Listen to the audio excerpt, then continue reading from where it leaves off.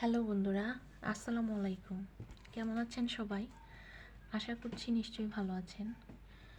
তো আজকে আমি দেখাবো বছরের শুরুতেই কিভাবে প্রাক প্রাথমিক শিক্ষক সহায়িকা ব্যবহার করে প্রাক শিশু শ্রেণীর 5+ বয়সী শিশুদের জন্য যে প্রাক প্রাথমিক শ্রেণীর ক্লাস রুটিনটা সেটা কিভাবে সহজে আপনারা নিজেদের সুবিধা মতো বানিয়ে নিতে পারবেন।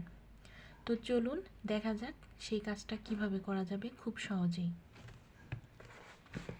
প্রথমেই আমাদেরকে প্রাক প্রাথমিক শিক্ষক সহায়িকা বইটা নিতে হবে। তো আমার কাছে এই বইটার PDF ফাইল করা আছে, তো আমি সেটা দিয়ে দেখাচ্ছি। এইখানে লাস্টের পেজে এই বইটার পেজ হচ্ছে 255 পৃষ্ঠা। তো এইখানে বার্ষিক পরিকল্পনা নামে একটা পাঠ পরিকল্পনা দেওয়া আছে। এখানে প্রতি মাসে কি কি পড়াতে হবে শিশু শ্রেণীর শিক্ষার্থীদেরকে, তো এখানে প্রতি মাসেরটা দেওয়া আছে। তো প্রথম পেজে প্রথম মাস মানে হচ্ছে জানুয়ারি মাস, দ্বিতীয় মাস হচ্ছে ফেব্রুয়ারি মাস, এইভাবে 12টি মাসের জন্য বার্ষিক পাঠ পরিকল্পনা দেওয়া আছে। এখানে শুধু আপনার কাজ হচ্ছে এগুলো আপনি রুটিন অনুসারে গুছিয়ে নেবেন। কিন্তু অনেকেই নতুন অবস্থায় বুঝতে পারেন না যে এটা ঠিক কিভাবে গুছিয়ে নেওয়া যায় সুন্দর করে নিজের মতো করে, তাই অনেকেই হয়তো অন্যের রুটিন ফলো করেন। তবে আমার মনে হয় ক্লাস যেহেতু আপনি নেবেন শিশু শ্রেণীর, সেই ক্ষেত্রে আপনার সুবিধা অনুযায়ী আপনি যদি রুটিনটা করে নেন তাহলে সেই ক্ষেত্রে আপনার জন্য অনেক সুবিধা হবে এবং যেটা শিশুদের ঘাটতি থেকে যাবে সেটা আপনি খুব সহজেই পূরণ করে দিতে পারবেন। তো আমি যে কাজটা করেছিলাম সেই অনুসারে আপনারা জানুয়ারি মাস থেকেই এই কাজটা করতে পারেন। তো দেখেন, প্রথমে এখানে মাসিক পাঠ পরিকল্পনার এই অংশটুকু হচ্ছে প্রথম মাস মানে জানুয়ারি মাসের জন্য, আর এই অংশটুকু হচ্ছে ফেব্রুয়ারি মাসের জন্য।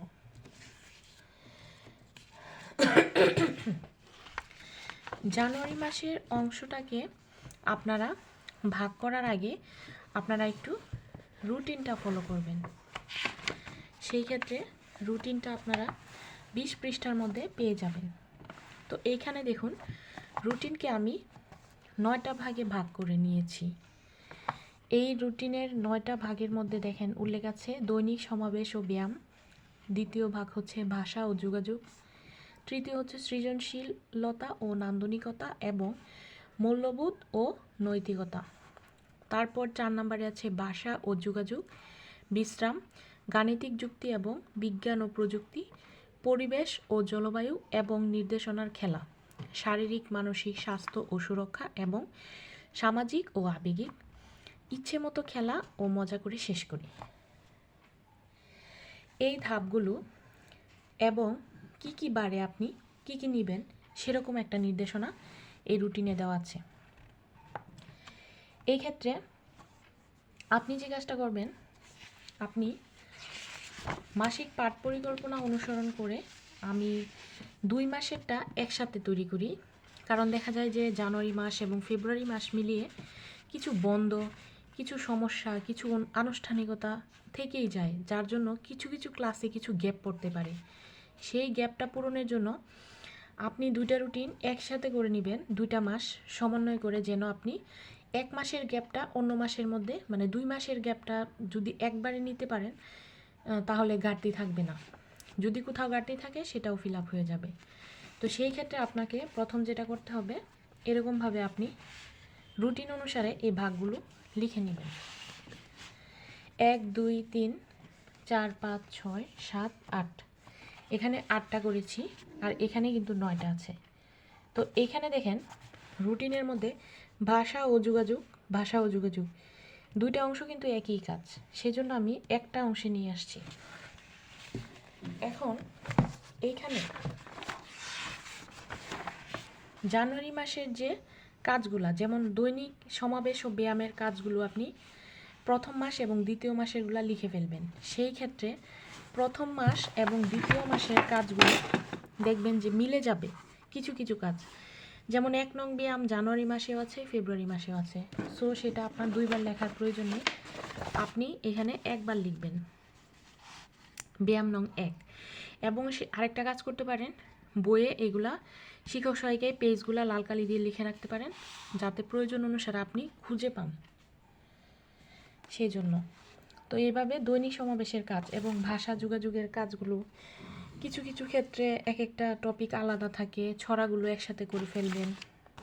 ছড়াগুলো 2 মাসের ছড়া একসাথে, 2 মাসের গান একসাথে, 2 মাসের গল্প একসাথে, তারপর হচ্ছে এরকম চারুকলা, কারুকলা, মূল্যবোধ, প্রাকলিখন 2 মাসেরটা, প্রাক পঠন, সবগুলা ভাগ ভাগ করে লেখা আছে। এবং কিছু কিছু ক্ষেত্রে আলাদা থাকলেও মানে পার্টটা অনুসারে কোন অংশটা কোথায় পড়বে সেটা দেখে আপনি এভাবে করে নেবেন। তো এটা আপনারা ভালোভাবে বোঝার জন্য আমি এটা একটু দিচ্ছি, আপনারা একটু ভালো করে দেখেন, অথবা স্ক্রিনশট দিয়ে রাখতে পারেন।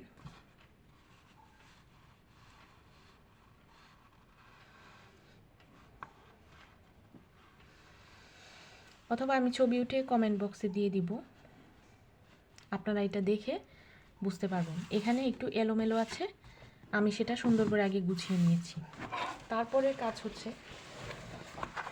প্রতি সপ্তাহে অথবা আপনি প্রতি 15 দিনের জন্য একটা রুটিন করবেন, এবং সেই রুটিনে কোন বারে ছড়া, কোন বারে চারুকলা, কোন বারে কারুকলা, এই অনুসারে শুধু কাজগুলা লিখে দিবেন।